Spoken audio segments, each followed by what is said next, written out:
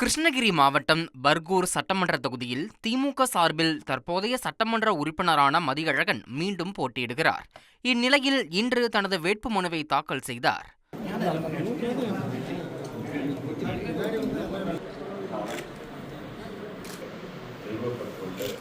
வேட்புமனு தாக்கலுக்கு பிறகு செய்தியாளர்களுக்கு பேட்டியளித்த மதியழகன், பர்கூர் தொகுதியில் இரண்டாவது முறையாக போட்டியிட வாய்ப்பளித்த திமுக தலைவர் ஸ்டாலின் அவர்களுக்கு நன்றியை தெரிவித்துக் கொள்வதாக தெரிவித்தார். கழக தலைவர் மாண்புமிகு தமிழக முதல்வர் அவர்களுக்கு எனக்கு இரண்டாவது முறையாக பர்கூர் தொகுதியில் போட்டியிடுவதற்கு வெற்றி வேட்பாளராக அறிமுகம் செய்த கழக தலைவர் பொற்பாதங்களை தொட்டு நன்றி சொல்ல நான் கடமைப்பட்டிருக்கின்றேன். பர்கூர் தொகுதியில் களம் மிக சிறப்பாக உள்ளது எனவும், தன்னை எதிர்த்து போட்டியிடும் வேட்பாளர் டெபாசிட் பெறுவாரா என்பது கேள்விக்குறியாக இருக்கிறது எனவும் அவர் தெரிவித்தார்.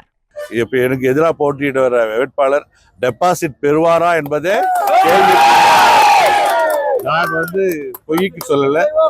நீங்க வேணா பாருங்க, தேர்தல் முடிவு வந்த உடனே இதனுடைய இதை நான் என்னன்னா நீங்க அவ்வளவு கணிச்சு கரெக்டா சொன்னீங்களேன்னு அப்படி நீங்க இருப்பீங்க.